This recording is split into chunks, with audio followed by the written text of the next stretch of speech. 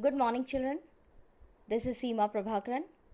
We'll begin our history second lesson, New Kings and Kingdoms in India. In the previous class, we read about a king who was known as Harshvardhan. He established a powerful empire in North India in the 7th century AD.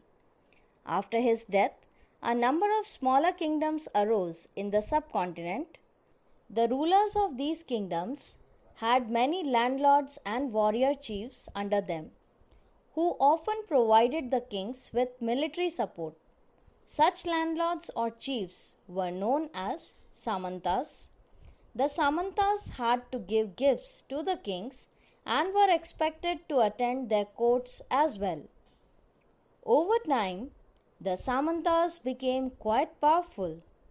Some even declared independence from their kings and carved out their own kingdoms.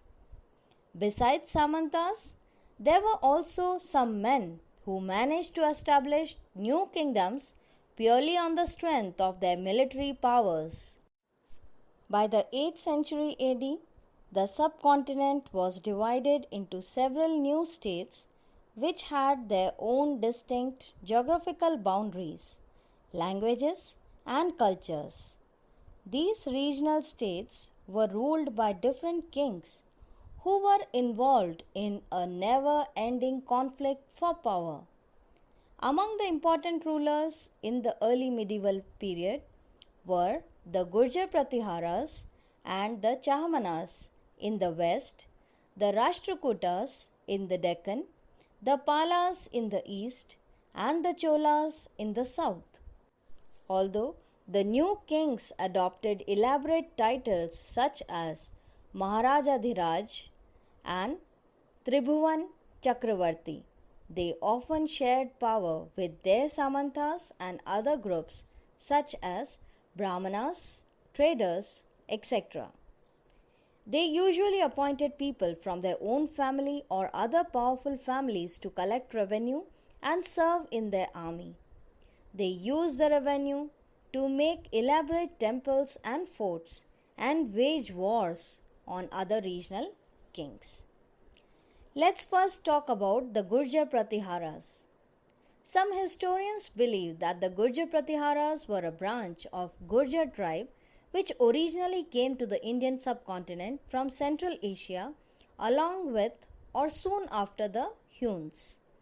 The Huns were a warrior tribe from Central Asia that invaded India towards the end of 5th century AD.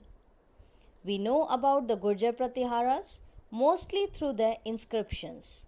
By the 7th century AD, they seem to have converted to Hinduism, with their leader Harichandra being described as Brahman.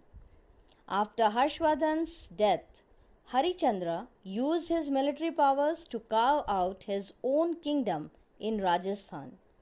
The Gurjar Pratiharas rose into prominence during the rule of Nagbhat I in 8th century AD. His successors tried to extend their power but were defeated by the Rashtrakutas and were forced to accept their authority.